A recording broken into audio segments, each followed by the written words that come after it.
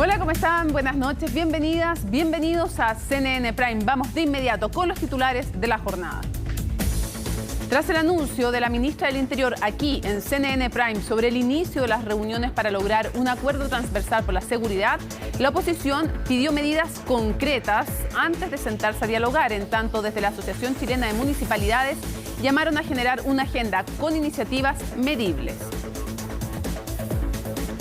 En prisión preventiva quedó el excomandante en jefe del Ejército, Juan Emilio Cheire, por la eventual malversación de 128 millones de pesos correspondientes a gastos reservados.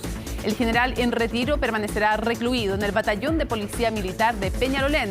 Además, la ministra en visita, Romy Rutherford, amplió los procesamientos de los sucesores de Cheire, Juan Miguel Fuentealba y Óscar Zurieta. El Congreso aprobó la 10ª prórroga del estado de excepción en la Araucanía y 2 provincias del Biobío. La solicitud fue aprobada por amplia mayoría, pero sumó nuevos detractores en la denominada Bancada del Norte. La ministra del Interior señaló que no presentarán al Parlamento el nuevo estado de protección y resguardo hasta conseguir el respaldo necesario y destacó que en la zona hay un aumento del crimen organizado. Hoy asumió el primer ministro del Reino Unido, Rishi Sunak, tras aceptar formar gobierno en nombre del rey Carlos III. En su discurso reconoció que llega a solucionar los errores de la administración de Liz Truss y agregó que buscará estabilizar la economía. Todo eso y mucho más, porque aquí comienza CNN Prime.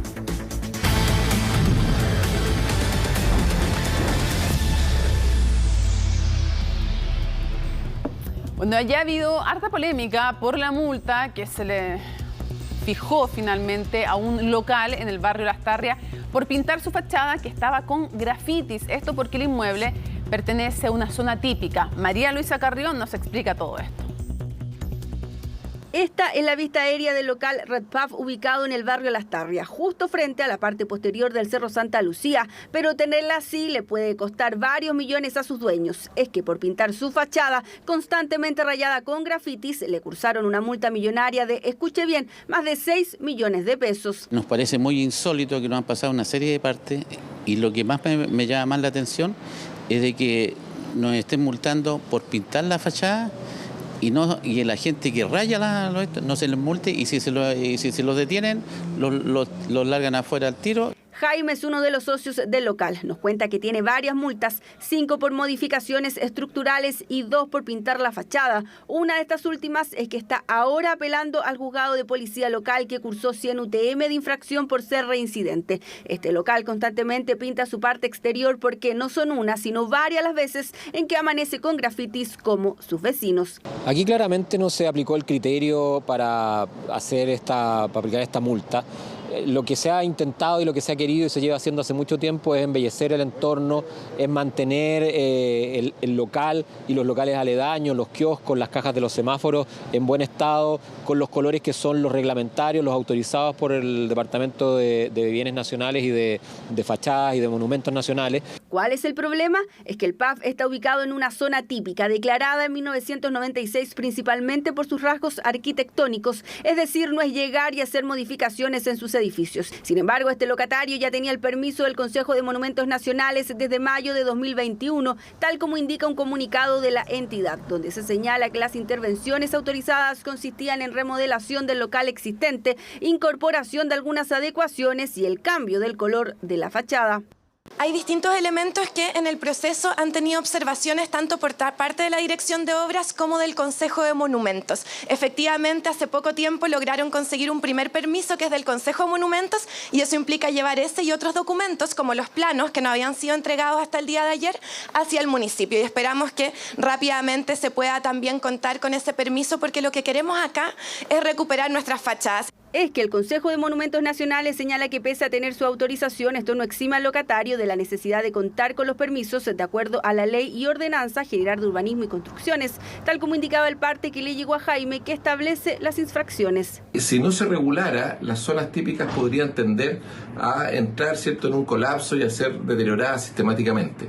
Obviamente, ¿cierto?, aquí nos vemos en una situación, o hemos visto situaciones bastante complejas porque la alteración a las zonas típicas, a los barrios típicos, ha sido muy alta en el último tiempo. Vemos un Santiago que efectivamente tiene alteraciones permanentes por graffiti, por rayado, ¿cierto? Por condiciones que han estado fuera de la regulación, a las cuales no se ha podido identificar a quienes han desarrollado, ¿cierto?, la agresión al patrimonio. Y esta es la crítica no solo del dueño del local, también de quienes transitan por el barrio Las Tarrias cercano al Cerro Santa Lucía. ¿Por qué no es posible identificar a los grafiteros? ¿Quién comete el delito? ¿El que afea, destruye o el que hermosea? Hay una inversión de parte de esto, que yo creo que lo pagó el dueño. Insólito porque se fue para hermosear y aquí el centro está horrible, muy feo. Siento que los chilenos no sabemos valorar lo que teníamos antiguo. En otros países todo se conserva. Ridículo, absurdo, totalmente absurdo. ¿Qué quiere que le diga? Están muy mal ubicadas las autoridades. Al contrario, digan a darle un premio al hombre por pintar el edificio. Polémica por una millonaria multa a un locatario que pintó una fachada con grafitis. Por ahora hay que esperar los resultados de la apelación para una infracción que por el momento Jaime tiene que pagar sí o sí. Y nos trasladamos rápidamente a la región de Valparaíso, donde hoy se dio una tremenda polémica luego de que el alcalde de Puchuncaví decidiera cerrar tempranamente los accesos a la comuna. Lo acompañaron además otras autoridades y vecinos de este lugar y dicen como medida de protesta por la inseguridad en la zona, tema que reportó y del cual nos cuenta Giselle Vergara. Giselle, generó hartas reacciones. Hola Mónica, ¿cómo estás? Buenas noches. Sí, es una jornada que se dio, una situación que se dio durante esta jornada, la mañana de este martes en la comuna de Puchuncaví, donde su alcalde Marcos Morales decidió cerrar las 4 rutas de acceso de esta comuna, esto entre las 7:40 y las 8:15 de la mañana, horario peak para quienes se transitan por esta zona, un horario donde transitan mucho vehículo y provocó bastante controversia, también bastante congestión. ¿Qué señala el alcalde Marcos Morales? Que es una forma de visibilizar, de protestar la nula respuesta que él dice han tenido a los problemas de seguridad en el sector, la falta de carabineros, que dice que no es suficiente, que los mismos trabajadores, personal municipal tienen que estarse haciendo cargo de la seguridad en algunos sectores, y con camionetas municipales cerró este sector, estas 4 rutas, para hacerle ver al gobierno, decía él, la necesidad de que sean considerados, de que sean tomados en cuenta, considerando los hechos delictuales que han ocurrido durante el último tiempo en la zona, también durante las últimas semanas. Reacciones, por supuesto, reacciones desde las autoridades regionales, encabezadas por la delegada presidencial Sofía González, que se refirió al tema, y también desde el Congreso Nacional. Durante esta jornada, la ministra del Interior, Carolina Toá, fue consultada por esto y ella señalaba que claramente esta no es la forma, que el llamado es a no tomar este tipo de iniciativas y que las puertas de la moneda están abiertas para él y para todos los alcaldes que quieran trabajar en conjunto a fin de frenar los índices de delincuencia en sus comunas, parte de lo que ha sido la conversación también durante esta jornada con este acuerdo de seguridad anunciado y que aseguran ya se está trabajando y que va a tener también como actores, además del gobierno, los parlamentarios, gobernadores y también las municipalidades. Pasemos a revisar reacciones desde la delegación presidencial de Valparaíso y también de la ministra del Interior, Carolina Toá. Lamentamos la decisión que ha tomado el alcalde de Puchuncaví durante horas de la mañana, que lo que produjo fue el interrumpir el libre tránsito de los vecinos y vecinas de comunas aledañas cuando se dirigían a trabajar o hacia los colegios. Creemos que es importante hacer un llamado a las autoridades a ponernos a la altura de nuestras responsabilidades y buscar soluciones y no ser parte del problema. En ese sentido tenemos una serie de instancias de diálogo que hemos generado para poder encontrar estrategias conjuntas. Incluso el día de mañana tenemos una reunión con distintos alcaldes para poder abordar esta situación en materia de seguridad y una preocupación absolutamente legítima de la ciudadanía. Sobre el alcalde, yo he sido alcaldesa también y sé lo que siente una autoridad local cuando hay un problema y se siente impotente y necesita responder a su comunidad. Lo que quiero invitar al alcalde es: las puertas abiertas de la moneda están para él y para todos los alcaldes y alcaldesas, a que nos sentemos a trabajar y ver los temas de su comuna. Cerrar los accesos no es el camino. lo que hace generar problemas adicionales para la comunidad que está golpeada por los temas de seguridad. Si cada comuna de Chile que tiene problemas de seguridad, como hoy día las hay en todas las regiones, cerrara los accesos, lo que tendríamos es un agravamiento del problema de la inseguridad. No es el camino. Ahora, la pregunta también es, frente a esta aclaración, ¿qué deciden hacer las autoridades? Si van a volver a emplear, las autoridades, me refiero a la comuna, Gisela, las autoridades locales, el alcalde y otros concejales que también lo apoyaron. Se entiende su molestia por el tema de seguridad, pero claro, de nuevo, lo hemos dicho en múltiples ocasiones, con gente de un sector político y de otro, el impedir que otros se desplacen es un tema complicado y es un tema que no es un método válido de presión. Sea el que baila pasa, sea en esta ocasión, sea cuando trataron de funar y funaron, de hecho, al presidente de la UDI, sean de izquierdas, de derecha, el punto es que hay ciertas garantías que tenemos que respetar para todos y para todas, como es el desplazamiento. Pero la pregunta es, ¿qué creen las autoridades locales? ¿Van a volver o no van a volver a emplear este tipo de medidas de presión? Es un tema que y la misma ministra del Interior lo señalaba, este llamado a poder conversar con los alcaldes, pero también es la pregunta que se hacen las autoridades que toman este tipo de decisiones, considerando que generan una molestia y una situación de caos vial en este caso y una situación de retraso para quienes se estaban trasladando por estas rutas. Fueron pocos minutos, pero fue tema durante esta mañana y claro, lo cierto es que tengan que pasar este tipo de situaciones para que finalmente sean las autoridades de gobierno las que hagan esta invitación a poder conversar con ellos, a poder trabajar en torno a este tema. No es de desconocimiento las situaciones de inseguridad, las situaciones de delincuencia que se viven no solo en la región de Valparaíso, sino que en todo nuestro país y como decía la ministra, el llamado es a trabajar en unidad con cada uno de los municipios que así lo necesite y a la espera de que así sea para que este tipo de situaciones no vuelvan a ocurrir, tomando las palabras de la ministra también y las decisiones que toman autoridades como el alcalde de Puchuncaví de cerrar estas rutas a fin de ser escuchados con el problema de la delincuencia que los aqueja día a día. Pero Mónica, esto no fue lo único que ocurrió durante la jornada acá en el Congreso Nacional, porque durante esta jornada se votó la 10ª prórroga del estado de excepción para la macrozona sur.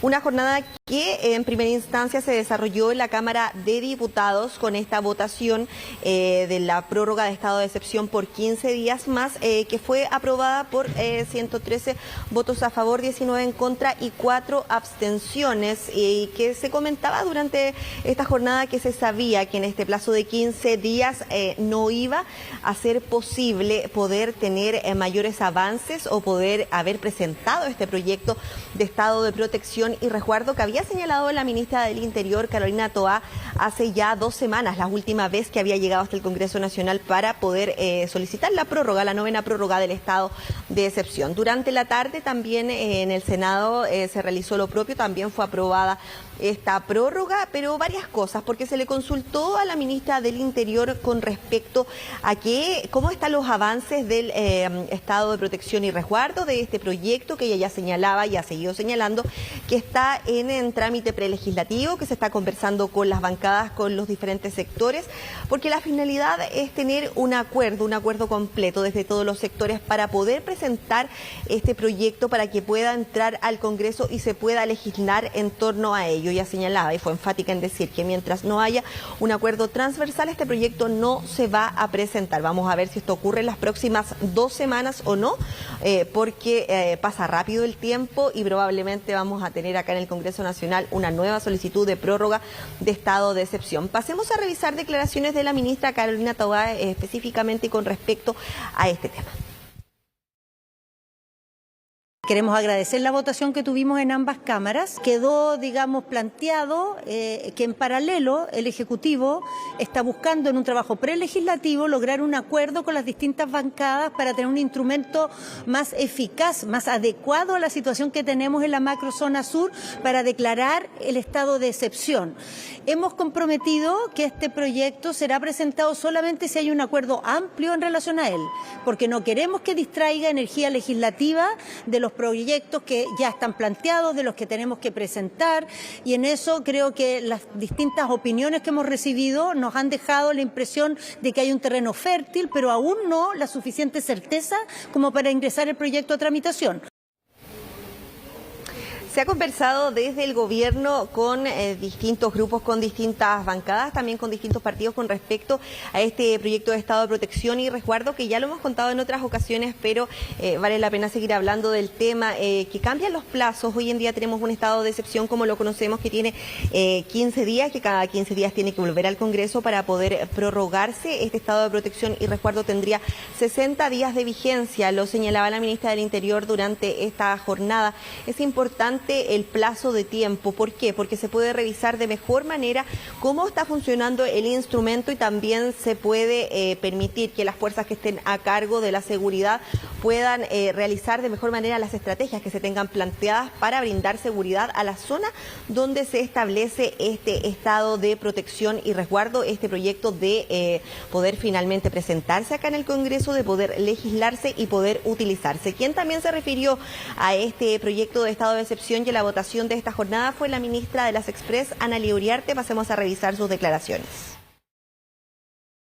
Lo que nosotros como gobierno perseguimos, lo que ha estado persiguiendo la ministra Toá, es tener un estado de excepción que resguarde en primer término la vida, la seguridad y la calidad de vida de las personas, al tiempo que se resguardan también los bienes. Y que ese estado de excepción dé cuenta de una realidad. ¿Qué realidad? Que normalmente en la situación que estamos viviendo en la macrozona sur, por ejemplo, en la duración de estos tiempos de excepción no son 15 días. La realidad es que duran más allá de 15 días. En consecuencia, si queremos hacer un trabajo eficiente, es bueno que pongamos las cartas sobre la mesa respecto de la realidad. Sí, ayer cuando tuvimos la entrevista exclusiva aquí en CNN Prime de la ministra del Interior, Carolina Toá, ella adelantó también en exclusiva algunas de las características que pretenderían si logran este acuerdo, porque ya han dicho, y tú nos explicabas bien también, que no van a llevarlo a trámite este nuevo estado de excepción constitucional hasta que no logren tener acuerdos y consensos respecto a él. Pero en la idea o la propuesta del Ejecutivo es básicamente que se renueve cada 60 días, el de emergencia es cada 15. Segundo, que hay un mayor control de los diputados, porque si es mayor tiempo, tiene que haber un control mayor y se le va a exigir que el Ejecutivo, porque esto queda permanente básicamente, Giselle, y por lo tanto en nuestra Constitución y en nuestro ordenamiento jurídico. Esto no es solo para ahora, hay que pensarlo a largo plazo. Entonces la ministra decía que puedan hacer que tengan que entregarse 4 informes que sean revisados por el Parlamento por escrito de cómo va funcionando el estado de excepción constitucional cada 60 días y que además restrinja también menos las garantías constitucionales. ¿Cuáles? Que no restrinja en nada la de reunión, que sí restringe el estado de emergencia, y lo segundo, que restrinja menos la de movilización, de circulación. Sí podría restringirse, pero menos. Entonces, básicamente, todas estas son facultades potenciales, las pueden usar o no las autoridades cuando se decrete un estado de excepción constitucional, pero básicamente en eso consistiría esta propuesta del Ejecutivo, que hay que ver cómo es recibida también cuando comiencen a tratar de construirse mayores consensos. Sí, es parte de lo que ha comentado la ministra del Interior. No hay mayor detalle, no se ha entregado un proyecto en sí porque, como decíamos, está en un trabajo prelegislativo, pero lo cierto es que durante estos 60 días, ella señalaba, sería el Congreso quien podría tener control de cómo va avanzando, cómo se va desarrollando, cómo se va gestionando este trabajo y cuáles son las metas que se va cumpliendo también en torno a este estado de protección y resguardo. Y serían comisiones que podrían ser comisiones de seguridad y defensa las encargadas de revisar estos informes que permitan ir evaluando semana a semana cómo va ocurriendo la situación, cómo va avanzando y cómo se va implementando este estado de protección y resguardo en la zona que sea necesaria. Temas a tratar que podrían tocarse durante las próximas semanas, la solicitud de estado de excepción en Los Ríos, que sigue siendo un tema por parte de parlamentarios de las bancadas de la zona, lo que ocurre también en la zona norte y la situación de solicitud que se ha hecho en varias ocasiones de un estado de excepción allá en el norte de nuestro país, y lo otro, los apoyos que podría tener este proyecto de estado de protección y resguardo, porque sabemos que el Partido Comunista no está de acuerdo con el estado de excepción, han sido críticos frente a ello y también han señalado que podrían ir en la misma línea este estado de protección y resguardo, así que van a ser temas a tratar y temas a conversar seguramente en el marco de este trabajo prelegislativo en torno a este proyecto que podría durante las próximas semanas, si es que hay acuerdo, ver luces acá en el Congreso, Mónica. Sí, dado que restringe menos, en el fondo básicamente las garantías, y una de ellas no la restringe, debiera tener más posibilidad de avanzar entre la banca de parlamentarios comunistas, pero vamos a ver, como tú dices, cómo se da esa negociación y esa conversación, mientras también ayer en la entrevista la ministra planteó que en el norte no descartaban como herramienta un estado de excepción constitucional de emergencia, pero no lo estaban pensando en estos momentos. Así es que seguimos atentos a lo que ocurre. Muchas gracias por tu informe, como siempre, Giselle. Buenas noches. Buenas noches. En otras materias, tras las manifestaciones del movimiento No Más TAC, el Ministerio de Obras Públicas anunció que ingresará un proyecto de ley para abordar las deudas de usuarios de autopistas urbanas. La medida es vista con buenos ojos por los conductores que mantienen morosidad con las concesionarias, y nos lo cuenta Ángela Rayman. Los bocinazos se hicieron sentir. A raíz y con el propósito de apaciguar las manifestaciones producidas en distintas autopistas potenciadas por el movimiento No Más TAC, el Ministerio de Obras Públicas anunció que ingresará un proyecto de ley que pretende que aquellos morosos inhabilitados puedan volver a ser usuarios, entregando posibilidades de pago también a todos los deudores. Establece una solución a las problemáticas de los deudores de autopistas, entregando un incentivo plasmado en las rebajas de multas bajo las condiciones de ponerse al día con sus deudas. Han sido 7 las mesas de trabajo que se han llevado a cabo entre el gobierno y organizaciones civiles desde mayo, donde además algunos aseguran que dentro de los puntos del proyecto se consideraría la condonación del 80% en multas asociadas a juzgados de policía local por no tener o llevar deshabilitado el dispositivo electrónico, pactando el otro 20% en cuotas que van desde las 12 a 48. Una condonación del 80% ya sea de las multas de juzgado de policía local y una condonación de un cierto porcentaje de las boletas de autopistas según la multa infractora, gasto de cobranza, intereses y reajustes que se le puedan aplicar a las boletas. Son cerca de 400.000 las personas deudoras del TAC que han sido multadas al menos una vez por pasar por un pórtico sin contar con el dispositivo al día. Montos que además se incrementan con los intereses, reajustes y gastos de cobranza. Unos de los puntos que según algunos especialistas también se deberían considerar en una propuesta. Una buena solución es una ley que permita descontar, en caso de pago atrasado, todos los intereses y recargos que se suman a la deuda, que son altísimos y que muchas veces es lo que dificulta al deudor para ponerse al día. Asimismo que permita el establecimiento de convenios de pago preaprobados, como ocurre, por ejemplo, con las deudas de tesorería. Cuando los usuarios pagan su TAC o utilizan mecanismos para regularizar la deuda, se robustece el modelo de concesiones y se favorece la expansión de la infraestructura tan necesaria para sostener nuestra calidad de vida y nuestro crecimiento económico. Ideas que de todas formas son bien recibidas por los conductores, quienes insisten que además se podría considerar una disminución en la tarifa de cada pórtico del TAC, la cual aumenta en horas de mayor congestión vehicular. Ojalá no solamente fuera un proyecto para tener la facilidad de pago, sino que también bajen las tarifas. Siento que bajando el precio van a ganar igual como concesionaria, así que sería ideal en realidad que pudieran bajar los costos y que en realidad pudieran condonar deudas, porque como están las cosas no se puede. La idea sería que le busquen alguna forma de que estos morosos puedan pagar, porque todos estamos endeudados, unos más y otros menos. Los especialistas aseguran la posibilidad de hacer rebajas en multas e intereses, siempre y cuando esto no signifique una pérdida de los recursos públicos, algo que según las organizaciones no influiría y sería más bien algo similar a las facilidades de pago que se entregaron en 2019, ya que no se trata de la deuda directa con las autopistas. Permitir hacer ciertas rebajas, eliminando quizás ciertas cláusulas que pueden considerarse abusivas, es una buena medida, siempre y cuando eso se pueda hacer en concordancia y evitando que hayan recursos públicos que vayan a los bolsillos de personas que no cumplieron con sus obligaciones financieras. Acá este 80% restante no va a venir el Estado con nuestros impuestos a pagarle a la autopista el restante, o dicho esto, a los juzgados policiales locales a pagar el restante. El futuro proyecto anunciado por el Ministerio de Obras Públicas se encuentra en trámite prelegislativo en la Secretaría General de la Presidencia, aunque en el Congreso ya cuenta con apoyo. Lo relevante en esto es que podamos escuchar el sentir de la ciudadanía, de los usuarios de las rutas concesionadas y por supuesto también de los concesionarios para poder de manera conjunta trabajar en mejoras que sean sustanciales a la movilidad y al uso de las carreteras en nuestro país. Es fundamental sin duda avanzar en algún tipo de condonación que vaya en el sentido de ayudar, sobre todo en momentos económicos tan complejos que estamos viviendo. Por ahora, el gobierno se ha comprometido con las organizaciones civiles del sector a presentar el proyecto de ley durante la próxima semana.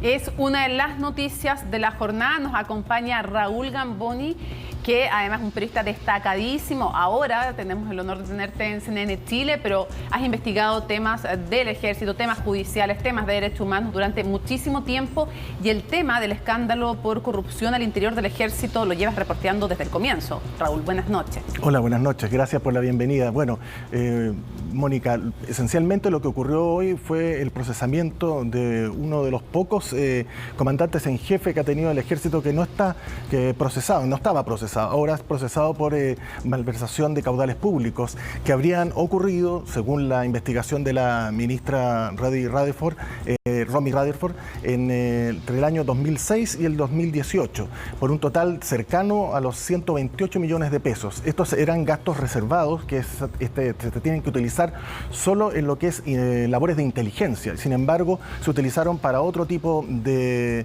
situaciones, como algunos regalos, algunas cuotas mensuales que se iban a cobrar en efectivo, según la investigación, para que no quedara registro, y esto se basa en varios testimonios de militares que colaboraron con Cheire y también con otros comandantes en jefe. No solamente Cheire fue procesado hoy, también se amplió el procesamiento de otros dos excomandantes en jefe del ejército, de Fuente Alba y también de Isurieta, ambos por unas sumas de 50 millones y 95 millones de pesos respectivamente. Ahora, es bueno contar que hay una mega causa que tiene que ver con corrupción al interior del ejército, y en ese contexto todos los excomandantes en jefe que están vivos han estado procesados en algún momento, encausados.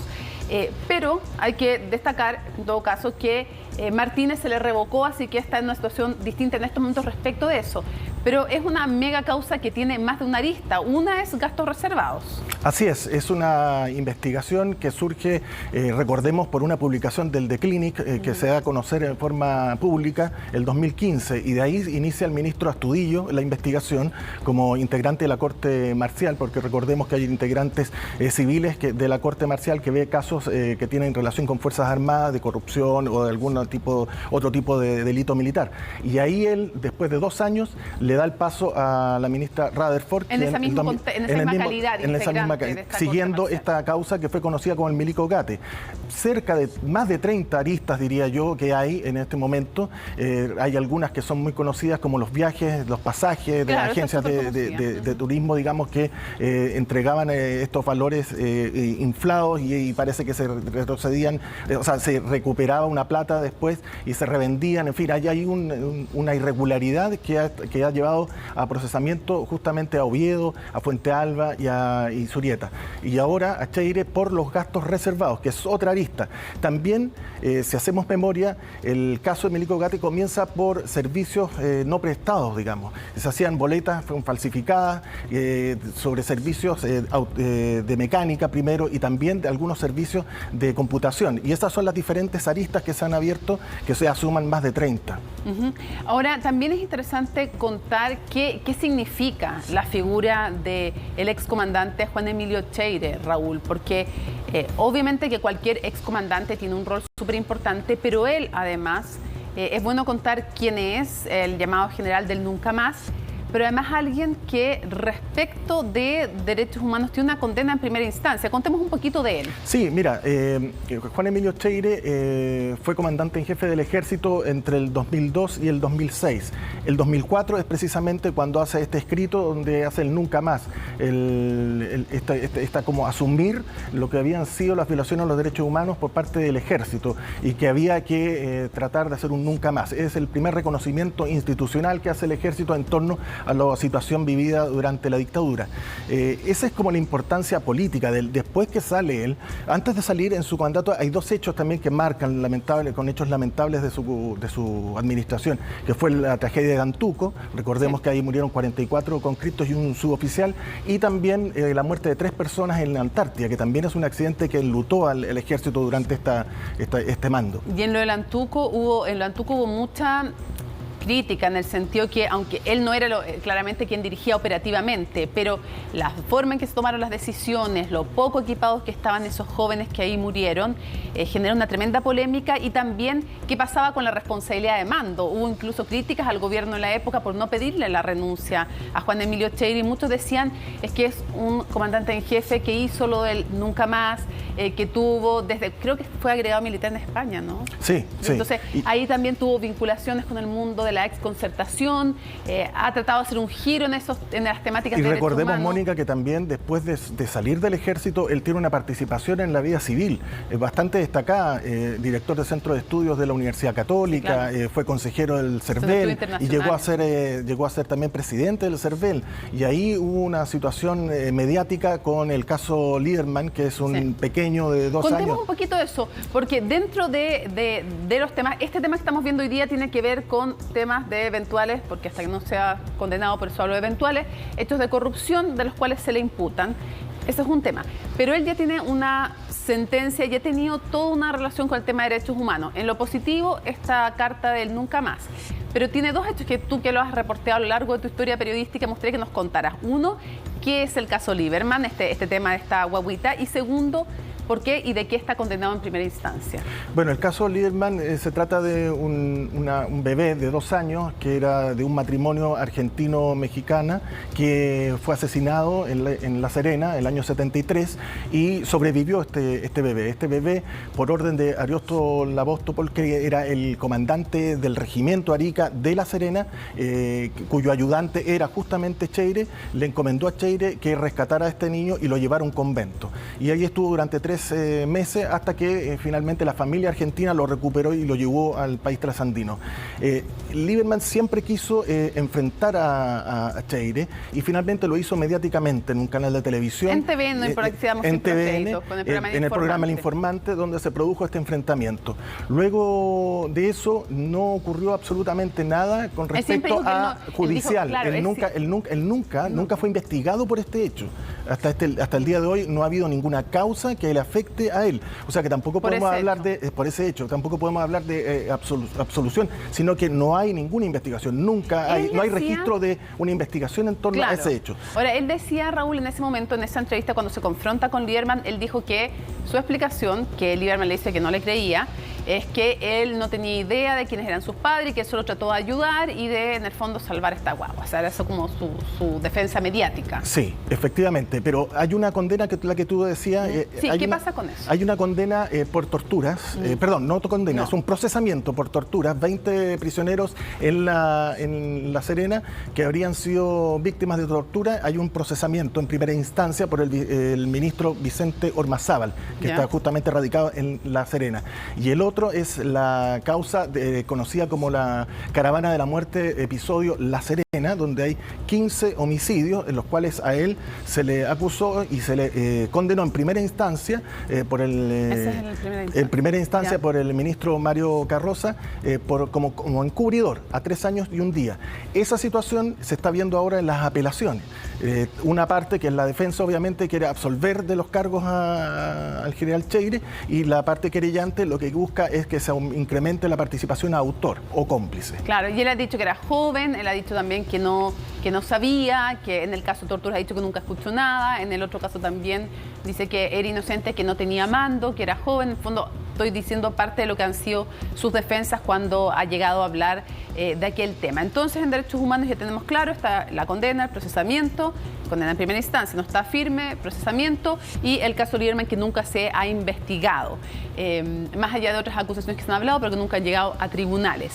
Ahora, volvamos al tema corrupción. En el caso, este mega caso que tiene hartas aristas, como 30 decías tú, que tiene que ver justamente con el procesamiento y está en prisión preventiva por malversación de caudales públicos. Revisemos que pues, tenemos esa gráfica de cuánto estamos hablando. Estamos hablando de 128 millones de pesos, en este caso puntual en esta lista de gastos reservados, que habría recibido Cheire entre el 2006 y el 2018, en un sistema que aparentemente la investigación estaría acreditando que viene de hace bastante tiempo. Ahora, lo interesante aquí es ver el comunicado que emite Jorge Bofill en torno a las acusaciones de malversación de caudales públicos. Se reconoce que efectivamente hay un estipendio que está establecido por un decreto presidencial, por Eduardo Frei Ruiz Tagle en esa época. Recordemos que está desde el año 94 hasta el 2000. En esa época hubo un decreto que autorizó el pago mensual a los excomandantes en jefe. Que eso es importante, decir que esto es estipendios o dineros cuando era ex comandante en jefe. Correcto. Y ahí él señala en este comunicado que considera que es imprudente, es improcedente e injusta esta resolución, por lo tanto van a apelar para poder modificarla. Ahora hay que esperar lo que diga la Corte Marcial en torno a la libertad, si queda en libertad bajo fianza o no, pero eso tiene que pasar por la Corte Marcial. Sí, no ha apelado todavía, no ha hecho ese trámite, tiene que revisarlo la ministra y después la Corte Marcial, como tú decías, tiene 5 días para hacerlo. Si lo hace además y apela a la decisión, revisa la Corte Marcial. Raúl, muchísimas gracias, seguimos atentos porque además, como tú decías, esto es dinero de cuando no era comandante en jefe, cuando ya había dejado el puesto, pero siguen de investigación los gastos reservados de cuando era comandante en jefe, así que uno podría prever que ahí todavía pueden haber noticias. Así es. Raúl, muchísimas gracias. Nos vemos.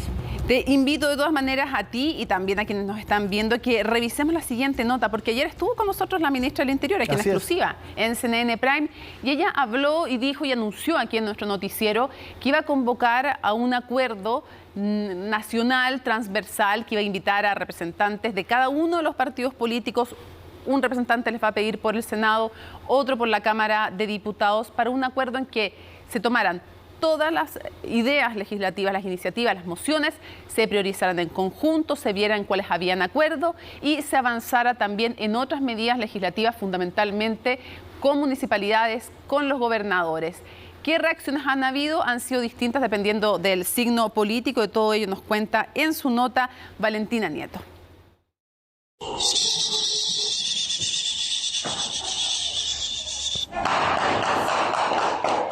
Es el intento de una educadora de párvulos por calmar a los niños en medio de las ráfagas de disparos que se sintieron este lunes en el jardín infantil El Almendral en Bajos de Mena. Violento episodio que se viralizó a través de las redes sociales y por el que el gobierno anunció una querella criminal, pero no ha sido el único hecho de violencia ocurrido en el último día.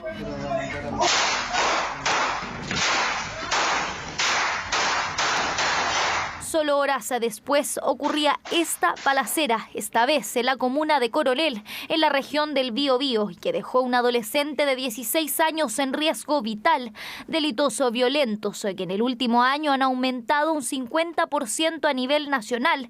Crisis de inseguridad por la que urgen medidas y en la que el gobierno instó al acuerdo. Le hemos hablado de un compromiso transversal en materia de seguridad para construir esta agenda legislativa y de política pública en cada uno de los ejes del plan de seguridad. Compromiso transversal por la seguridad al que llamó la ministra Toá y en el que parece haber voluntad de avanzar. La idea del Ejecutivo es sumar al plan original del gobierno las propuestas que surjan desde el Congreso, las municipalidades y los gobiernos regionales. Los esfuerzos estarán entonces en plantear una línea de ruta conjunta en la que los municipios tienen claras sus prioridades. Pero aquí falta una buena parte, que es el tema de la prevención. ¿Cómo se invierten recursos en el ámbito preventivo real, que tienen impacto directo? Más iluminación, recuperación de espacios públicos, cámaras de televigilancia, organización vecinal. Ministra, ya que tiene la disposición de hacer un acuerdo nacional en seguridad de aquí a final de año, le pido que sea aquí y ahora. Diga dónde y cuándo, y ahí vamos a ir a apoyarla para sacarlo adelante. Los chilenos y las chilenas están desesperados con la delincuencia. Medidas que deberán quedar plasmadas en una agenda, por un lado, legislativa, pero también de políticas públicas. Desde los gobiernos regionales también surgen propuestas. Para un nuevo sistema de inteligencia, un nuevo tipo de estado de excepción, una ley de control y de combate al crimen organizado, atribuciones en materia de prevención para los gobiernos regionales y finalmente una revisión o fortalecimiento de la prisión preventiva para delitos cometidos con armas y también que afecten la vida de las personas. Celebramos que la ministra Toá haya escuchado esta petición, propuesta responsable que hicimos los gobiernos regionales, porque sabemos lo que está pasando en los territorios y los gobiernos regionales queremos jugar un rol.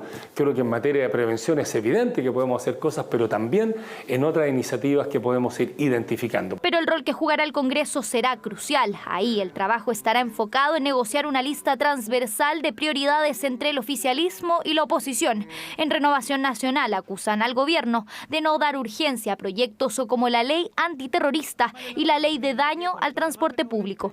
Pero mire, no le ha puesto urgencia a ninguno de estos proyectos. Estos proyectos estaban con urgencia en el gobierno anterior. Se intentaron tramitar y nunca respetaron las urgencias. Por lo tanto, si el gobierno quiere colaborar, más que estar llamando por teléfono a los parlamentarios que están en la mesa de conversaciones del tema constitucional o tener a los ministros atosigando a los dirigentes, lo que tiene que hacer es ponerle velocidad al tema de seguridad. Al mirar esa pizarra que le comentaba al diputado Ojeda, que en el número 1 tienen un error, porque cuentan los días y no ponen ahí que el día viernes ingresó una indicación muy completa respecto de la ley de inteligencia. Así que vamos a tener que pedir más rigor en la pizarra. Agenda legislativa en la que el rol de la SECPRES será fundamental. Ya la próxima semana comenzarán las reuniones, primero con el oficialismo y luego con la oposición. Ahí, tanto en la Cámara de Diputados como en el Senado, los partidos deberán nombrar a un representante para dialogar con el gobierno. Fundamental, creo yo, es una agenda corta contra la delincuencia, que tenga discusión inmediata, que se traten todas las problemáticas de inteligencia, de persecución criminal, de fortalecimiento del rol de las policías y que tengan un nítido y claro combate contra la delincuencia y el crimen organizado y el narcotráfico también. Queremos asegurarnos de que se ponga discusión inmediata a la ley de usurpaciones, al Estatuto de Protección de Policías. Tenemos que ver en el presupuesto subir los salarios de los carabineros que están muy mal pagados y que hacen tanto por Chile, permitir el uso de su arma de servicio cuando corresponda. Hoy día existe una base sobre la cual trabajar, un Plan Nacional de Seguridad Pública presentado por el presidente Gabriel Boric a nivel nacional, que consiste en, primero, fortalecimiento institucional. Necesitamos un ministerio especializado para la materia de seguridad. Por otro lado, fortalecimiento de las policías, una reforma profunda para que sean efectivas en la persecución del delito. Acuerdo por la seguridad que ya comenzó su trabajo. Durante la tarde de este martes, las ministras Uriarte y Toá se reunieron con las comisiones de seguridad de ambas cámaras. Lo cierto es que de aquí a final de año, el gobierno buscará tener lista una agenda de prioridades en la materia que hoy es la principal preocupación de la ciudadanía. La idea de que expertos puedan avanzar en un texto previo a la instalación de un nuevo órgano constituyente fue uno de los puntos que se planteó en una nueva reunión acotada de los partidos, mientras que la directiva del Partido Socialista propuso una nueva idea de mecanismo que combina convencionales con expertos. Tenemos los detalles con Paul Follert. ¿Cómo avanzar en un mecanismo que no repita los errores del proceso anterior? Esa es una de las preguntas que intentan resolver las fuerzas políticas para lograr un acuerdo. Para eso el Partido Socialista planteó una nueva idea. Que de acuerdo a la proporción de votos de las diferentes fuerzas que se presenten a la futura elección de convencionales, cada fuerza tenga una representación de acuerdo a los votos que sacó. y por lo tanto se asegura que hayan expertos. Así, cada partido podría nombrar un determinado número de expertos, conformando de esta manera un futuro órgano mixto, que tendrá un porcentaje mayoritario de convencionales electos por voto popular y otro grupo elegido por los partidos políticos. En simple, mientras los partidos tengan mayor cantidad de votos en la elección de convencionales, más expertos podrán representarlos. Se elige un número de convencionales para este órgano, de acuerdo a la regla de los senadores, probablemente, que pueden ser 100, por ejemplo, y aparte hay según el porcentaje que se obtenga por cada partido.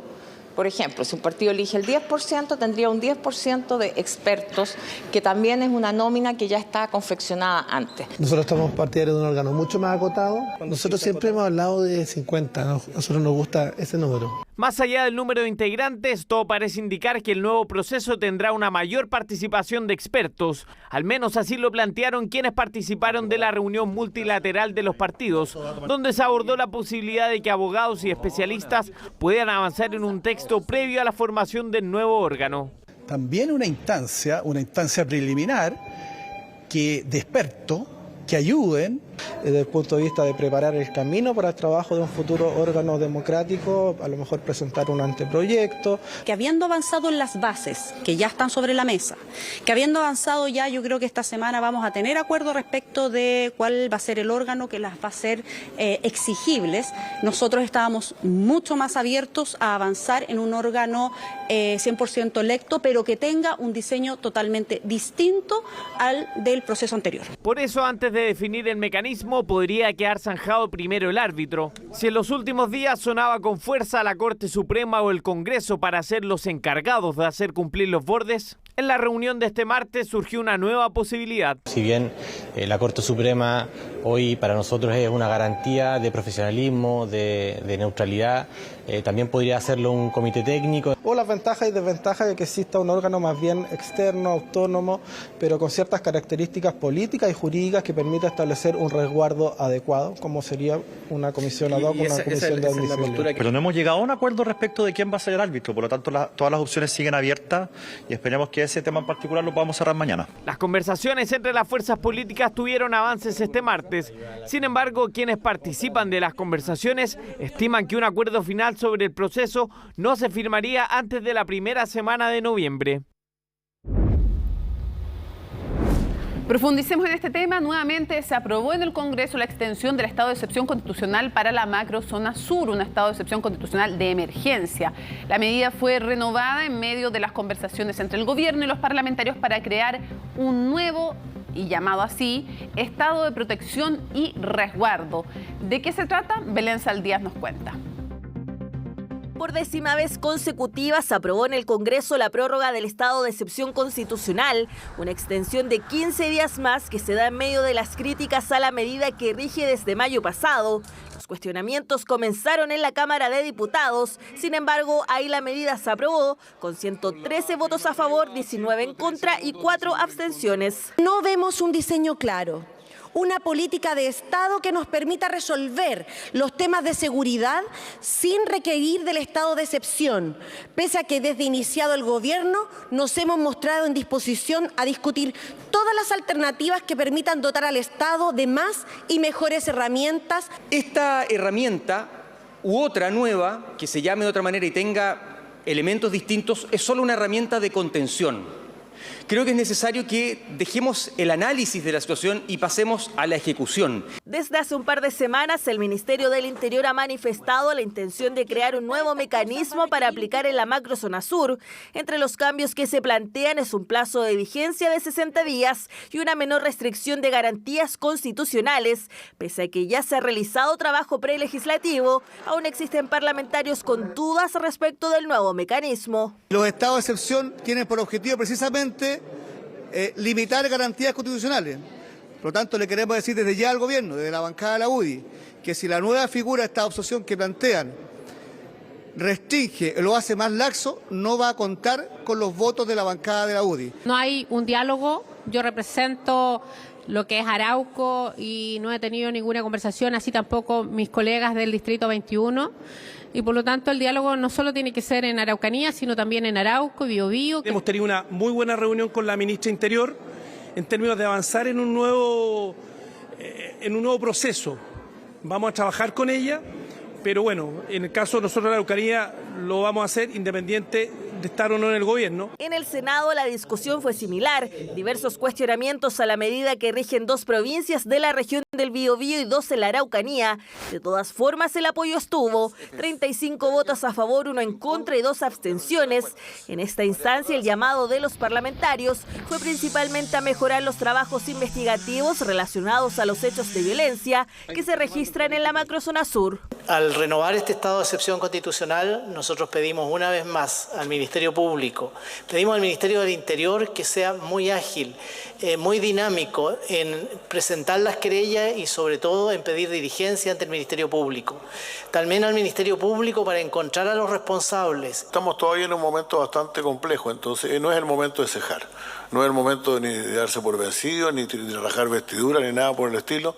Estamos resistiendo en la Araucanía y mientras no haya un progreso en las otras áreas, el área, sobre todo el área policial, el área judicial, el área de las fiscalías, no vamos a tener un resultado todavía positivo. Por su parte, desde el gobierno insistieron en que están trabajando en el nuevo mecanismo para enfrentar la problemática de la macrozona sur y llamaron a generar los acuerdos necesarios para sacar adelante el proyecto. Las distintas opiniones que hemos recibido nos han dejado la impresión de que hay un terreno fértil, pero aún no la suficiente certeza como para ingresar el proyecto a tramitación. Vamos a sostener algunas reuniones adicionales para tomar una decisión final sobre esto. No es una ley cualquiera, es una reforma constitucional y creo que no está aportando el que se adelante en juicio respecto de el proyecto en definitiva, porque justamente lo que estamos haciendo es recoger propuestas. Diversas discusiones en torno a la seguridad en la macrozona sur. Por ahora el estado de excepción continuará por 15 días más, a la espera también del eventual viaje que realizaría el presidente de la República, Gabriel Boric, a la región de la Araucanía durante las próximas semanas. Bueno, tras la polémica por los dichos del senador Juan Ignacio Latorre sobre la exconcertación, la Moneda busca resolver las diferencias entre sus 2 almas e impulsar el programa de gobierno. Desde el socialismo democrático pidieron que Apruebo Dignidad deje la trinchera y priorice temas como la seguridad. La nota es de Estefanía Bustamante. Centrar la mirada en el programa de gobierno y no desviarse en las polémicas, como la provocada por el senador de RD, Juan Ignacio Latorre, parece ser la consigna asumida en la Moneda. Así lo entendió el socialismo democrático, que tras manifestar su molestia en el comité político, fijó los puntos a seguir. Que pelee solo RD, que pelee solo Latorre, nosotros no podemos distraer los esfuerzos y tenemos que dedicarnos completamente al gobierno Gabriel Boric, con el cual nos jugamos en la urna, pueda materializar su proyecto político. Proyecto que por estos días tiene a la seguridad como materia principal y que la centroizquierda no tiene complejos para abrazar esta agenda, con un listado de proyectos esperando en el Congreso. Algunos ponen en duda, por ejemplo, los votos PC en reformas a carabineros y el sistema de inteligencia. Tiene que estar en la primera prioridad el tema de seguridad ciudadana y el tema económico tiene que ser prioridad para este gobierno. Apruebo Dignidad tendrá que hacer su revisión si es que quieren estar en la trinchera o por el contrario, entienden que aquí se requiere de la amplitud necesaria para lograr mayorías. Nuestro objetivo en este momento como gobierno, que le integran partidos políticos que tienen diferencias porque por algo son distintos partidos políticos, pero nos une algo que es un programa de gobierno. Programa defendido por unos más que otros, algo que pone en duda la unidad de las 2 almas del gobierno. De ahí entonces el llamado de la vocera tras la última polémica. Almas preocupadas de causar inestabilidad en las relaciones, hasta desmarques y enfrentamientos en el Congreso. Consideramos desde el socialismo democrático muy injusto que se señale al socialismo democrático como quienes estamos en el gobierno para impedir que sucedan los cambios. Muy por el contrario, parte importante del comité político estamos en esa senda, al igual que nuestros parlamentarios que consistentemente han votado a favor los proyectos del gobierno. Falta conocerse más y jugar de memoria, dijo la timonel socialista, mientras que en Apruebo Dignidad insisten en la libertad para expresar diferencias y trabajar por sobre ellas. La pregunta entonces es cómo responderán las coaliciones al anhelo que en su momento manifestó Boric para trabajar con una sola coalición. Claramente no es el momento para hacerlo. es evidente que tenemos distintas sensibilidades, estilos, y creo que estamos trabajando bien y tenemos que hacer un esfuerzo de poner la prioridad, la mirada en el programa de gobierno, en todos los desafíos que tenemos, que son muchos, en lo que la gente está esperando de nosotros. Definiciones que tomarán las dos almas del gobierno, que tendrán su cónclave desde Cerro Castillo a inicios de noviembre. Antes de llegar a esa instancia y con el objetivo de comunicar mejor, las ministras Vallejo y Toá se reunieron con jefes de gabinete y comunicaciones en una cita que ahora será semanal para reforzar la conducción de la moneda. Bueno, y el gobierno ha mantenido diversas conversaciones para seguir de cerca lo que han sido las negociaciones por la presidencia de la Cámara de Diputadas y Diputados. Un pacto que supuestamente iba a dejar en este periodo, porque lo dividieron en varios periodos, a Carol Cariola, diputada comunista, a la cabeza de la testera, pero que cada vez parece más entrampado. Francisca Cárdenas nos cuenta. Y lo dije, pero si esto es política, lo leí. Así fue el encuentro de la ministra de la SECPRES, Analía Uriarte, con el jefe de bancada de la DC, Eric Aedo. Una reunión privada que se suma a las tantas que está teniendo la secretaria de Estado con las diversas fuerzas políticas. El objetivo, seguir de cerca las negociaciones por la futura presidencia de la Cámara, en un camino que parece cuesta arriba para la diputada comunista Carol Cariola. Un diálogo democrático, cívico, amable, con cercanía, y eso no implica interferencia. En relación al pacto administrativo, estoy conversando con absolutamente todas las fuerzas políticas. Es que pese a los esfuerzos de la moneda, el acuerdo está en la cuerda floja. Desde la ADC fueron claros. No estarán los votos para que un militante comunista dirija la testera si el PC no da pie atrás a la querella presentada contra el exdirector del Instituto Nacional de Derechos Humanos, Sergio Mico, quien es ex militante de C. Si el Partido Comunista no toma distancia de esas querellas, de los fundamentos de esas querellas, o no toma distancia de lo que han dicho algunos de sus parlamentarios y no lo dice públicamente, nosotros no vamos a concurrir con nuestros votos para votar por un candidato o candidata del Partido Comunista para que dirija la Cámara. No es posible atribuir responsabilidades a nosotros por la acción que ha desarrollado algún tipo de organizaciones de derechos humanos. No creo que corresponda, y espero que esto no sea una mera excusa que buscan algunos para poder desechar el acuerdo administrativo y cruzar la vereda y terminar con un acuerdo con la derecha. Pero para algunos no se trata solo del pacto administrativo. Aseguran que Cariola no sería un puente conector que pueda dialogar con todas las fuerzas políticas y cuestionan además el papel que está jugando el gobierno en las conversaciones. Creo que no corresponde porque creo que es involucrarse en una decisión que no pasa por ellos. Las bases creen que hoy día es más importante el bien de tener un equilibrio en general, digamos, ¿cierto?, en un tema de la presidencia, más que cumplir en este caso un acuerdo. El gobierno está haciendo lo que corresponde. Esto es un acuerdo administrativo que va a impactar en el funcionamiento del órgano colegislador. La Constitución establece que el Poder Ejecutivo tiene una parte de la legislación y otra la tiene el Poder Legislativo. Por lo tanto, es lógico, y no me parece que haya nada malo, en que el gobierno esté ayudando, colaborando, facilitando las cosas.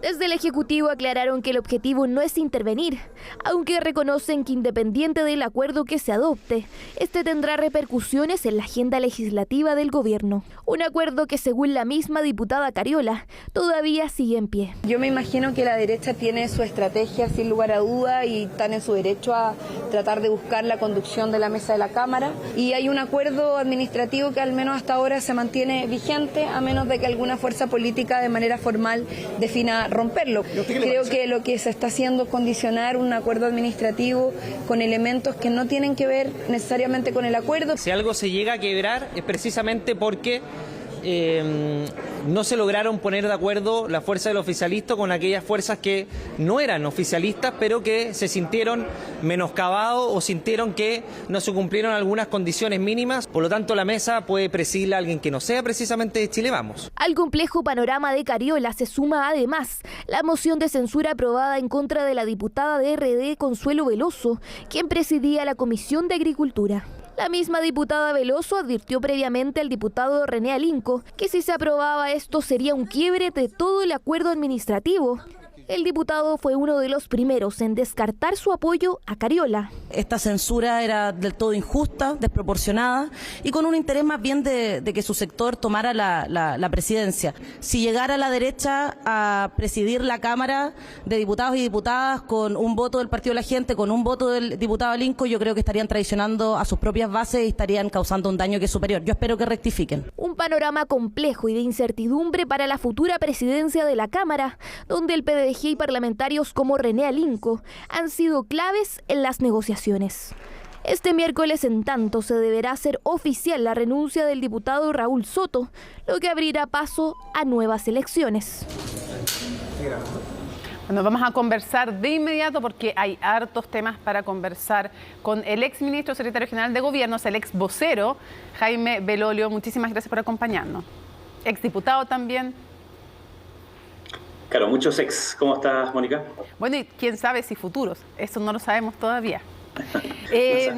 Muy bien, gracias. Lo primero que quiero preguntarles, ¿qué le parece este anuncio que hizo ayer en CNN Prime? Anunció aquí este acuerdo nacional intentando unificar toda la agenda legislativa y las ideas, incluso que estuvieran sobre la mesa, y ponerse de acuerdo cuáles comparten, priorizarlas en conjunto, invitando gente del Parlamento, del mundo municipal y gobernadores, y tener algo ya en concreto para fin de año. Bueno, yo creo que es una súper buena noticia que el gobierno hoy día y quienes lo componen, el presidente y varios de sus ministros y ministras, hayan cambiado de opinión. Porque evidentemente la misma agenda que hoy día se está discutiendo en el Parlamento, que una de las urgencias más relevantes por parte de la ciudadanía, aparece en todo lugar. Y aparece como no solo en la agenda en términos de la prevención de los delitos, sino que son seguridades, es decir, que las familias puedan planificar el que sus hijos puedan ir a la escuela, el que ellos puedan salir por la mañana temprano a tomar el transporte público sin temor de que pase algo, ya sea en el transporte o en el trayecto. Entonces, la materia de seguridad es una que cambia dependiendo cada una de las regiones, tiene que ver con la incertidumbre. Y el gobierno, como decía antes, evidentemente cambió de opinión. Votaron en contra de cada uno de los proyectos que hoy día ellos están promoviendo, pero es una buena noticia que hayan cambiado de opinión y que de verdad hayan hecho este cambio de discurso en el cual hoy día es una prioridad el hecho de hacerse cargo de carabineros, hacerse cargo de las policías, del control del orden público. Vimos el otro día al subsecretario Monsalve respaldando la labor de carabineros, cuestiones que obviamente hace un par de años atrás habría sido impensable, y creo que es una buena noticia porque al final es bueno para la propia ciudadanía. Ahora, para ser precisos, hay iniciativas de las cuales votaron en contra parte del Frente Amplio, otros del Socialismo Democrático votaron a favor, hay otras iniciativas que son nuevas, hay otras que están esperando también que se propongan. Ahora, ¿usted cree que debiera haber piso político? Porque son tres tipos de iniciativas, las que ya están, otras que se quieren proponer, otras que pueden hacer del Ejecutivo. Y la pregunta es también, ¿qué le parece el rechazo a algunos proyectos, o al menos a uno respecto a carabineros, que decía la ministra Toá que no era necesario, que era no entender bien lo que era el uso proporcional? Desde la UDI, desde su partido, se planteaba eliminar el concepto de proporcionalidad y cambiarlo por el de razonabilidad, y la ministra Toá decía: yo respaldo el actuar de carabineros, respaldo lo que ha hecho, por ejemplo, el carabinero en Talagante, que frente a la amenaza de un bloque de no sé qué, de una piedra, algo así, le dispara la pierna. Eso es proporcionalidad, es tanta fuerza proporcional como la necesaria para controlar la situación. Entonces decía que es una polémica artificial y que no es apuntar a los temas de fondo con ese tipo de proyectos. Bueno, en primer lugar, yo creo que sí va a haber de todas maneras un apoyo transversal, porque esto es una necesidad que es súper transversal. Perdón, aquí está León, que también viene a conversar. Es una materia que es súper transversal, que está a lo largo de todo nuestro país. Entonces es una demanda ciudadana y, por tanto, obviamente la política en eso tiene que poder ponerse de acuerdo. Es lo que más esperan los ciudadanos hoy día, ¿no? Es el hecho de que las prioridades y las urgencias de ellos sean también las urgencias de la política. Entonces, yo creo que de todas maneras va a haber ese espíritu. Sin embargo, ya sabemos que hay algunos que van a estar en desacuerdo con algunos de los proyectos. Ya he escuchado algunas críticas por parte, por ejemplo, del Partido Comunista y otros. Y con respecto a la proporcionalidad y la razonabilidad, yo creo que tienes razón. En la proporcionalidad, tal como lo dijo la ministra Toá, y así como también lo respaldó el subsecretario Monsalve, ¿cierto? Que en este caso había una potencial agresión, y en esa agresión obviamente era mejor, lo que se estaba haciendo, que era el uso del arma, digamos, para evitar que él pudiese ser dañado gravemente. Entonces, yo creo que la discusión en esto, Mónica, es acaso cuál es el legítimo uso de la fuerza por parte de las policías, y valga la redundancia, cómo se legitima en términos sociales. Y eso es algo que es un problema mundial, no solamente chileno, es un problema que pero Jaime, que obviamente después del estallido fue más grave, y entonces yo creo que se va a ir solucionando a medida de que cambie como la cultura y la valoración hacia Carabineros, y creo que el gobierno ha aportado mucho en eso. Perdón, pero en este caso, en este caso entonces estaría usted de acuerdo con el planteamiento de la ministra del Interior de que el tema es el apoyo político que se da, el respaldo que se da desde las autoridades, y no es necesario este cambio legislativo. Yo estoy de acuerdo con la ministra en que tiene que haber un apoyo a las distintas medidas, la particularidad, digamos, de si poner esta razonabilidad. Yo no sacaría la palabra proporcionalidad, porque creo que es algo que ya está instalado, digamos, en nuestro ordenamiento jurídico, y si la palabra es razonabilidad, en el sentido de ir a la discusión esta de fondo que te mencionaba, ¿cierto? Que es cómo validamos la acción de las policías, que es una cuestión cultural, es una cuestión también que tiene que ver con la modernización de las mismas policías, con las reglas de uso de fuerza y también de las autoridades políticas, que en el pasado no lo estaban haciendo y hoy día sí lo hacen. Creo que es una buena noticia porque se vuelcan a la prioridad de las personas. Entonces, la razonabilidad tiene más que ver con una discusión, si quiere así, más cultural y política. Vamos al tema constituyente. ¿Cuál es su opinión en general de cómo ve hasta ahora este nuevo proceso? Y si comparte las críticas de Jacqueline Van Rysselberghe, que sostuvo que Javier Macaya, actual presidente de la UDI, se sentó demasiado rápido a la mesa de negociación. Yo creo que Javier Macaya ha hecho una labor muy importante en la centroderecha, no solamente en cumplir con nuestros compromisos, sino que en el saber que lo que ganó el 4 de septiembre no es la derecha tradicional. O sea, es absurdo pensar que el rechazo de ese 62%, en donde votaron casi 8 millones de personas por la opción de rechazo, era la derecha tradicional. Es mucho más amplio. De hecho, la diferencia... Acabamos de tener un pequeño problema con la conexión de Jaime Belolio y ya la vamos a retomar. Espero que la retomemos. Ahí volvió. No sé si fue justamente su hijo León que se puso... Le jugó una mala pasada con el computador. Pero bueno, retomemos. Le preguntaba yo respecto de si se había sentado, como decía Jacqueline Van Rysselberghe, criticando a Javier Macaya demasiado rápido y con demasiadas ganas, demasiado rápido en el fondo a la mesa, a negociar.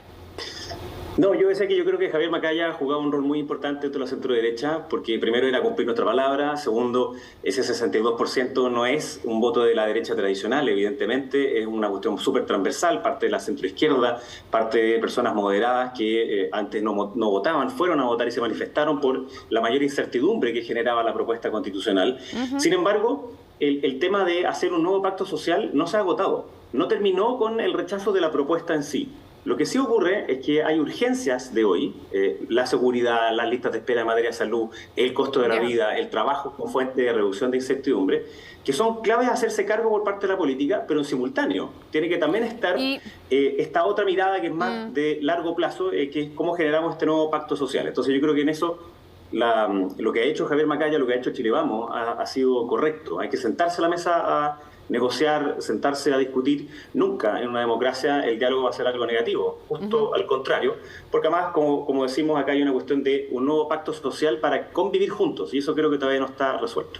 Ahora, dos cosas que también han generado discusión. Lo primero, Jacqueline Van Rysselberghe decía en esta entrevista que la gente de una nueva constitución esperaba básicamente más derechos sociales y no mucho más que eso, que eso era lo que ella veía, que se necesitaba una nueva constitución y que era lo que quería la gente.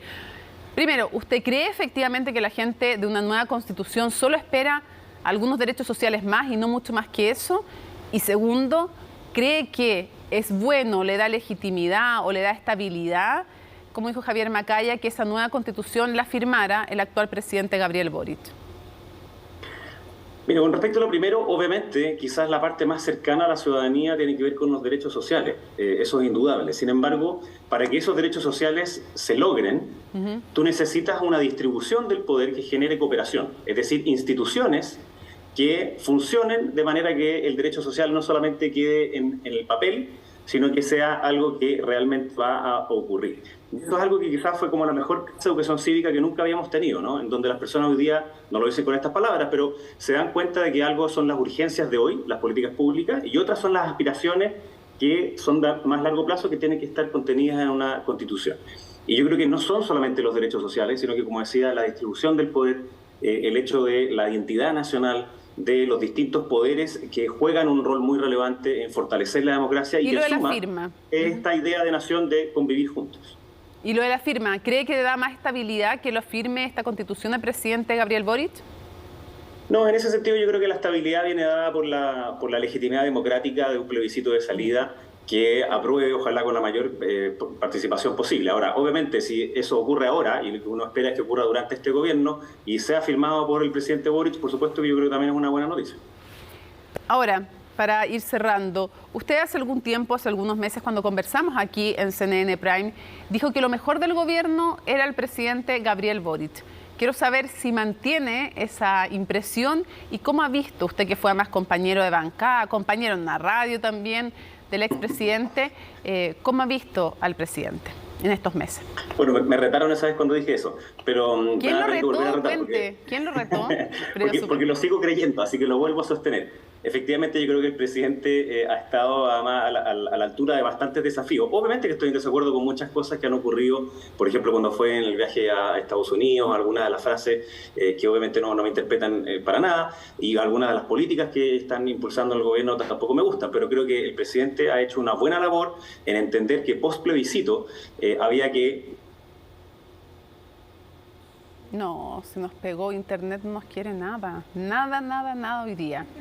Problema técnico nuevamente, o no sé si los que retaron a Jaime Belolio por haber dicho que lo mejor del gobierno era el presidente Gabriel Boric. Él dijo que lo habían retado, no sé si le intervinieron ahí internet o qué, pero la verdad es que estamos viendo si logramos retomar ese contacto para cerrar de buena manera la entrevista. Nos decía él que no se había agotado el tema constitucional y el tema de un nuevo pacto social y que evidentemente lo más cercano eran los derechos sociales, pero que requería un marco general y más reformas, la actual Constitución, para dar cuenta de esos derechos sociales y de un sistema político y económico que funcionara bien, que fuera armónico con esos derechos sociales y que ayudara a la consecución.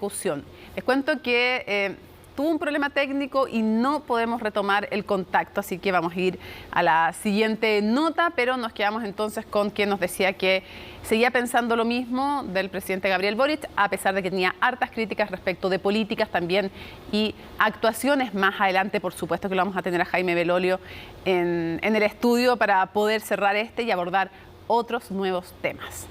Y vamos a la siguiente nota. 3 icónicos lugares de Chile fueron incluidos en la selecta lista de los 100 sitios de patrimonio geológico mundial.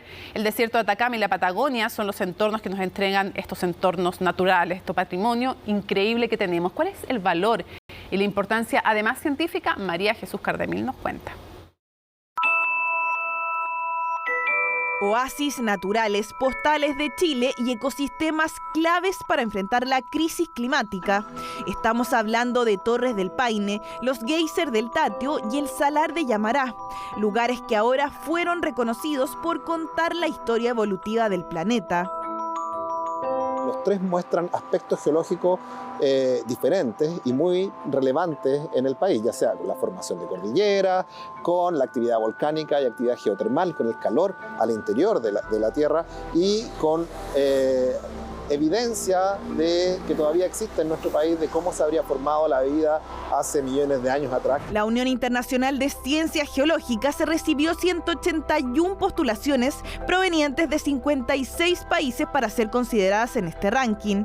Los 33 expertos internacionales reconocieron 3 de las 4 propuestas enviadas desde Chile. El desierto de nuestro país logró posicionar 2 zonas estudiadas durante años y que los científicos han dicho entrega pistas sobre el origen de la vida en la Tierra. Quisiera reconocer al sitio solar de Yamará, que albergan microorganismos tan antiguos que son considerados análogos de la Tierra primitiva. O sea, son las mismas formaciones microbianas que dieron origen a la oxigenación del planeta Tierra hace ya millones de años. El otro sistema muy importante son los geysers del Tatio. Albergan comunidades microbianas muy importantes, adaptadas a las altas temperaturas, a la alta radiación y a la altura, que lo hacen un sitio indispensable para el mundo para poder entender sobre las condiciones de la vida extrema. icónico por su inmensidad. Hogar de pumas, huemules, guanacos, las Torres del Paine son un hotspot de biodiversidad y zona que atrae el interés de geólogos por sus impresionantes macizos rocosos.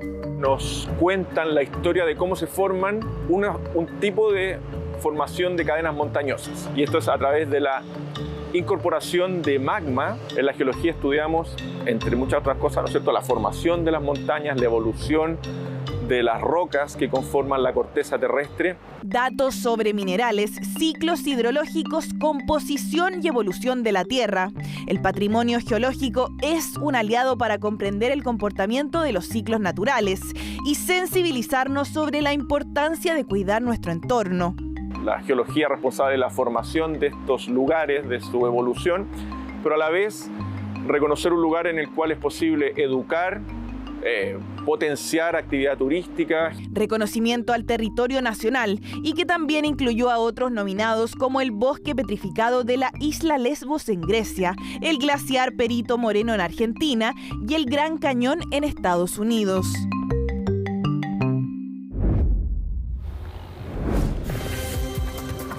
Listos para revisar las noticias internacionales junto al editor del área, Mario Arriagada. Mario, ¿con qué empezamos hoy día? ¿Cómo estás, Mónica? Vamos a seguir hablando del Reino Unido porque hoy día ya se hizo oficial la llegada de Rishi Sunak como primer ministro del Reino Unido. Fue obviamente la primera reunión que tuvo con el rey Carlos III, quien le encomendó formar gobierno, aunque fue esta mujer también un día especial para ella porque se despide después de un poco más de 6 semanas al frente del Reino Unido, el paso de Liz Truss, que obviamente va a quedar marcado por ser el mandato más corto en la historia del Reino Unido, pero también con muchos problemas que va a tener que heredar Rishi Sunak, que hoy día en su discurso en las afueras del 10 de Downing Street admitió que su antecesora cometió errores, no de mala fe, dijo. La intención de Truss siempre fue apuntar al crecimiento de la economía británica, pero dijo sí, se tomaron malas decisiones que tienen que enmendarse, resolverse y que va a implicar, Mónica, decisiones difíciles para Rishi Sunak y también para los británicos.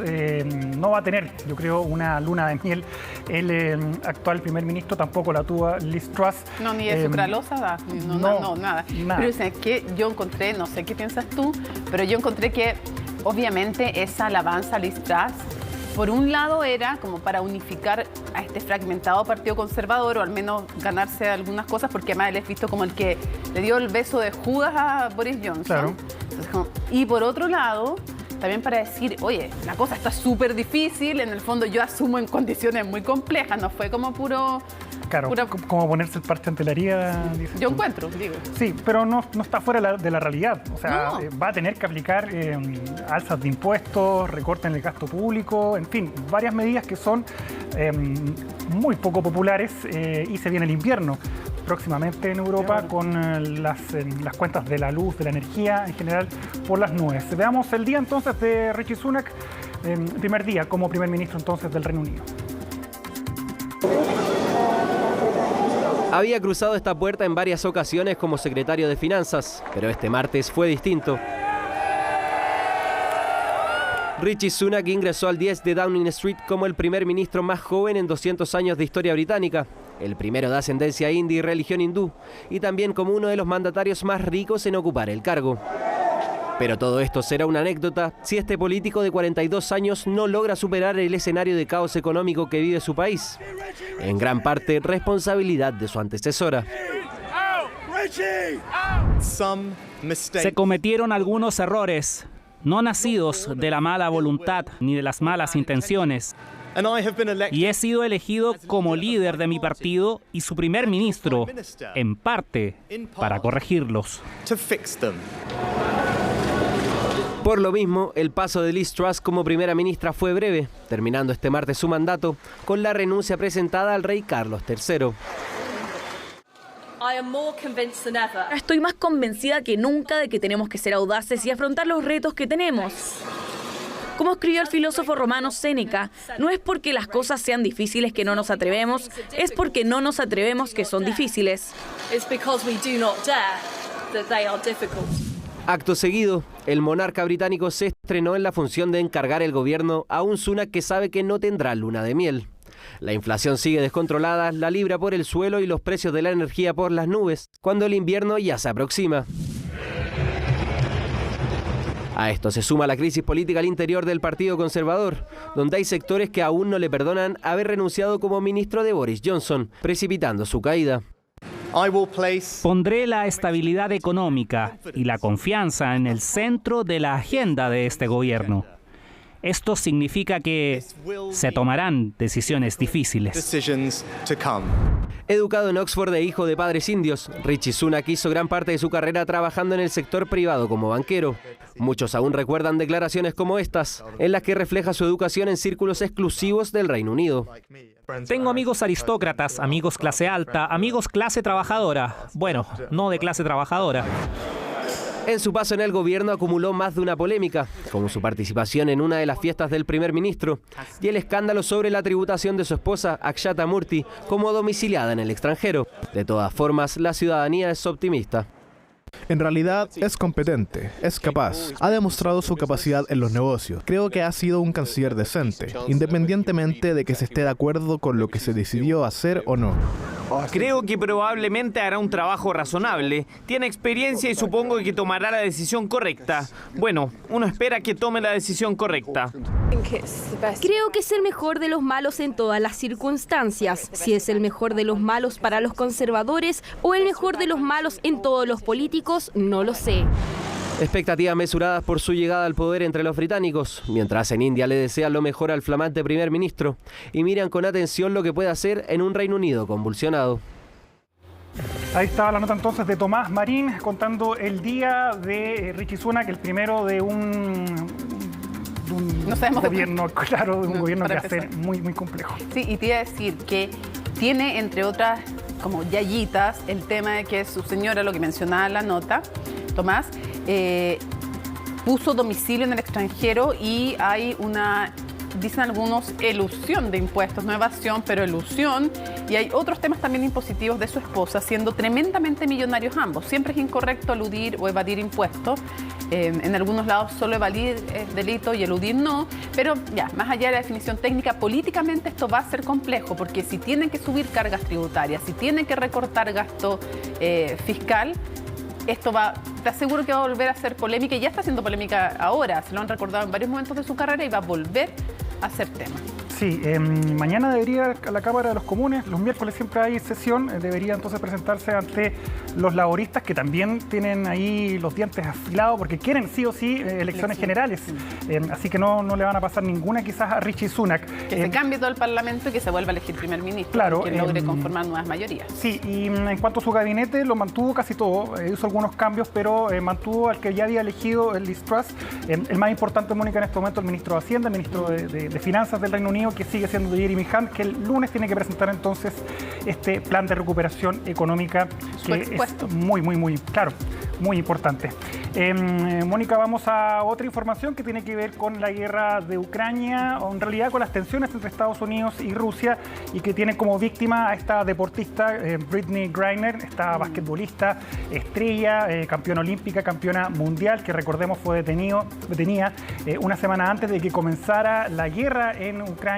Ella ingresó al aeropuerto, a uno de los aeropuertos de Moscú, con aceite de cannabis, y eso obviamente significó para las autoridades y para la justicia rusa que ella estaba consumiendo, que portaba y que también traficaba droga, a pesar de que ella ha dicho de que fue un error haber llevado este aceite de cannabis, pero claro, es que ella, insisto, es víctima de las tensiones de Rusia y Estados Unidos. Hoy día se resolvió finalmente rechazar la apelación que había solicitado su defensa, que era básicamente rebajarle esta condena, Mónica, de 9 años que va a tener que estar tras las rejas Brittney Griner, y hoy día entonces la justicia rechazó esa decisión. Se ve el panorama bastante complicado para esta deportista.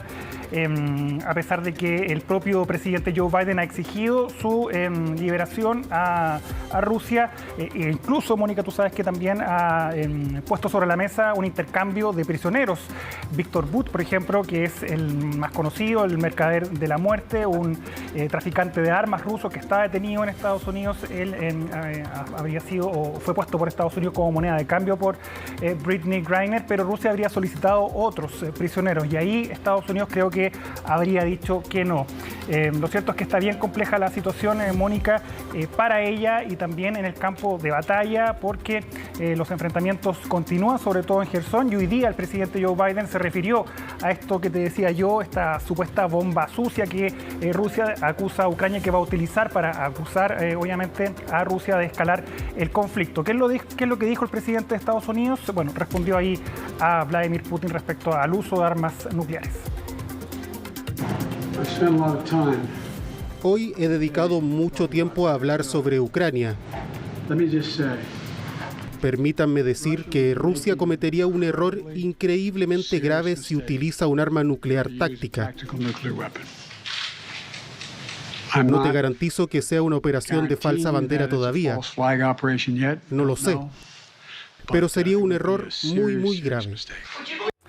Bueno, ahí vemos entonces la situación de la guerra en Europa del Este. Y Mónica, terminamos con esta polémica que ha suscitado entre el cantante Kanye West y sus declaraciones racistas, antisemitas. Había mucha presión en redes sociales para que finalmente Adidas, la gigantesca compañía alemana de indumentaria deportiva, entre otras cosas, que tiene un contrato millonario con Kanye West, para que cortara finalmente esta relación contractual. Bueno, finalmente respondió hoy día la compañía alemana y dijo de que ya cortó completamente la relación con Kanye West debido a estas declaraciones racistas y antisemitas que han sido condenadas transversalmente en Estados Unidos, en Alemania, que tienen que ver con estas declaraciones que dio, bueno, han sido varias, Mónica, pero por ejemplo ha dicho que él utilizó en su momento una polera que decía "las vidas blancas importan", que es un lema que utilizan los supremacistas blancos en Estados Unidos para responder a Black Lives Matter,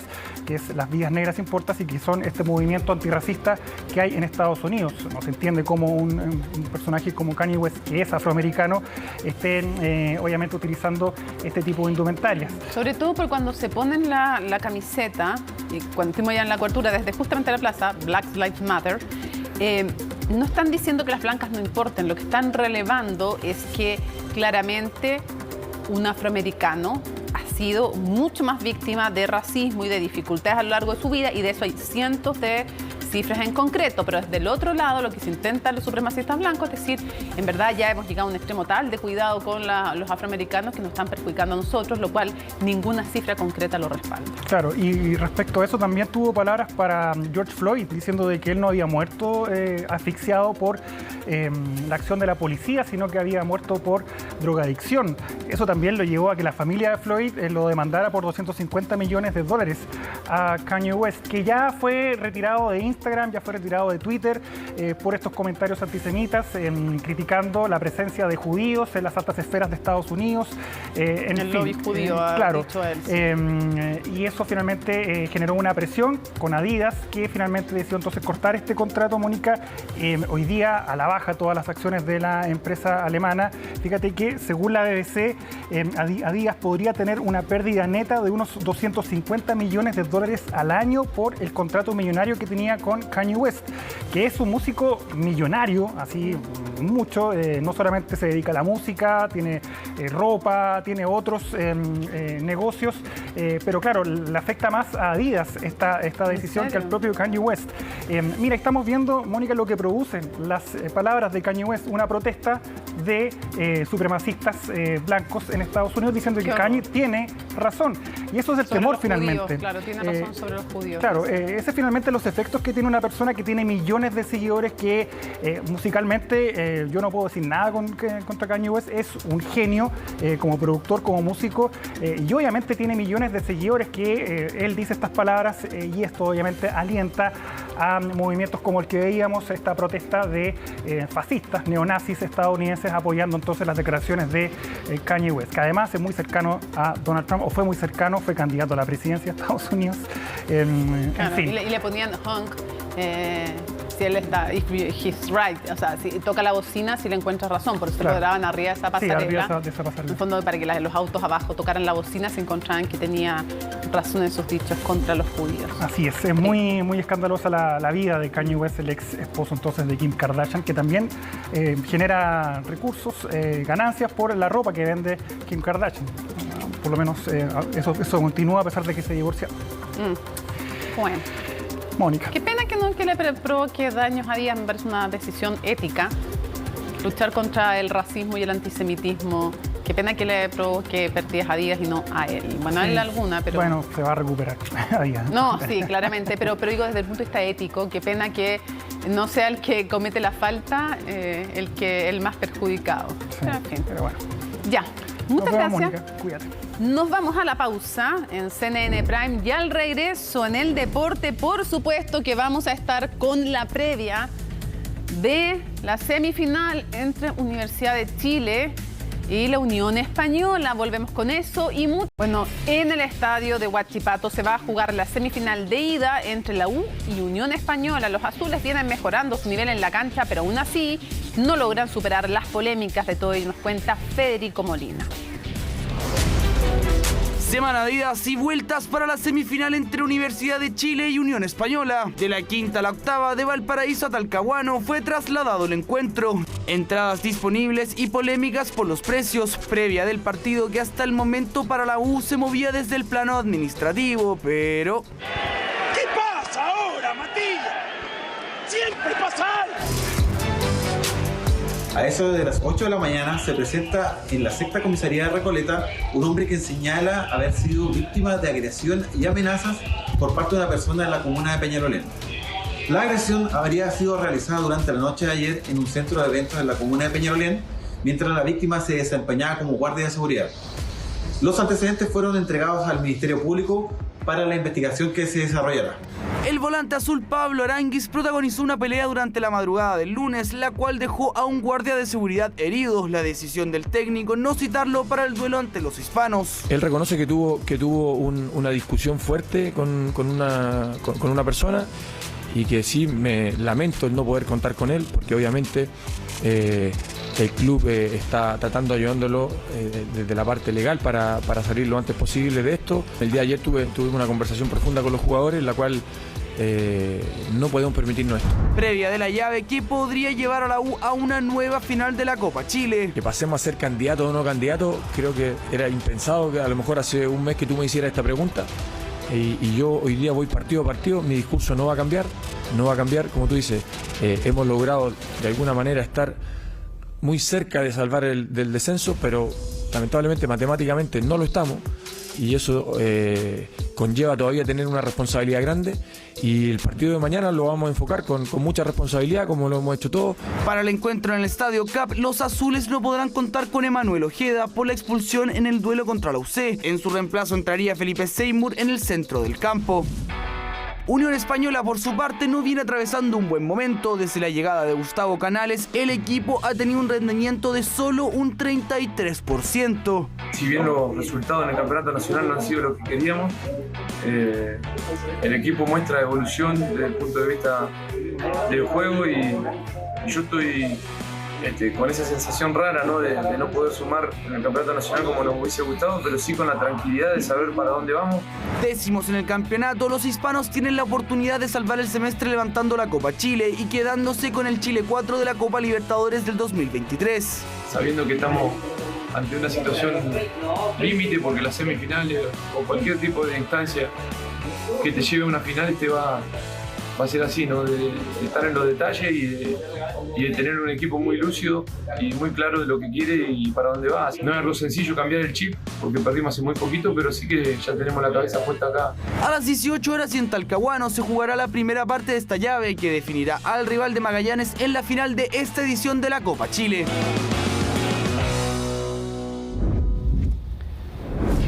José Pedro Fuenzalía confirmó que no va a seguir en la Universidad Católica. En la conferencia de prensa dada a conocer en el Club Albo, el capitán Cruzado dijo que la intención, sí, finalmente que pasaba con el cuadro de la franja. Sin embargo, sostuvo también que no se trataría de un retiro del fútbol, sino que su objetivo es buscar nuevos horizontes. Fuenzalía aseguró que podría seguir jugando un par de años más, pero en algún equipo del extranjero antes de su adiós definitivo de las canchas. No tengo decidido retirarme. Acá en Chile sí no voy a jugar en otro equipo. Esa es una decisión que sí la tengo tomada. Pero si aparece alguna opción afuera de poder seguir compitiendo un año más o 2 años más, lo vamos a ver más adelante. Pero por ahora siento que es importante cerrar esta etapa muy bien con Católica. Hoy se concretó la postergada sesión de la Comisión de Deportes de la Cámara, donde se trataría el tema de la violencia en el fútbol. En la ocasión anterior, los parlamentarios se negaron a recibir a los representantes de la NFP enviados en reemplazo de Pablo Milat, quien se excusó por encontrarse en el extranjero. Hoy, finalmente, el presidente del ente rector del Balompié Nacional sí estuvo presente vía telemática, instancia en la que también expuso el mandamás de Universidad Católica, Juan Tagle. La comisión los había citado para explicar lo ocurrido en los últimos encuentros deportivos, especialmente el partido entre la UC y Universidad de Chile, donde el portero de los azules, Martín Parra, fue atacado por una bomba de ruido que obligó a trasladarlo a un centro asistencial. En su participación, ambos dirigentes plantearon eventuales cambios para mejorar la seguridad en los recintos deportivos. Una alternativa directa sería el condicionamiento de la venta de una entrada si la persona no está registrada con foto directa o también con la fotocopia de su carnet dentro de los requisitos para vender una entrada y acceder a los estadios. Esto crearía una base de datos significativa a nivel de todos los clubes que estarían identificados cada una de las personas que entraran a los recintos deportivos, pero esto significa también un informe también que estamos esperando de orden jurídico, de un constitucionalista, porque esto también puede conllevar a querellas y a diferentes tipos de procesos judiciales en contra de los clubes. Nosotros como Cruzado, y esperamos que todos los clubes que estamos dispuestos a hacernos cargo de estos costos, siempre lo hemos señalado, con el objetivo de contar con el apoyo de las fuerzas de orden público en estas situaciones y así ordenar la tranquilidad a las familias y a los verdaderos hinchas del fútbol. Así por lo demás ocurre en muchos países desarrollados y creemos que sería una reforma legal, justa y efectiva, permitida a Carabineros solicitar el reembolso que al menos parte de los costos directos de controlar la seguridad de los eventos. Que eso aplica no solo al fútbol, sino que a otros eventos privados que obtienen ingentes recursos en su desarrollo y que obtienen el apoyo policial sin el reembolso de los costos respectivos. CNN Deportes Termina CNN Prime, viene CNN Tiempo y luego Futuro 360, así es que imperdible. Y por supuesto, no se olviden que mañana va a estar un especial de Conexión Global porque comenzamos toda esta semana de cobertura especial de las elecciones más trascendentales de Sudamérica y unas de las más trascendentales del mundo. La elección de Brasil, la segunda vuelta entre Jair Bolsonaro y Luis Ignacio Lula da Silva. Nos vamos para Brasil, vamos a estar allá cubriendo en terreno este proceso eleccionario clave, por supuesto, no solo para Brasil, no solo para nuestro país, ni para Sudamérica. Esto excede porque estamos hablando de una potencia sudamericana como Brasil. Martes 25 de octubre, así estuvo nuestro país y el mundo. Somos CNN Chile. Buenas noches.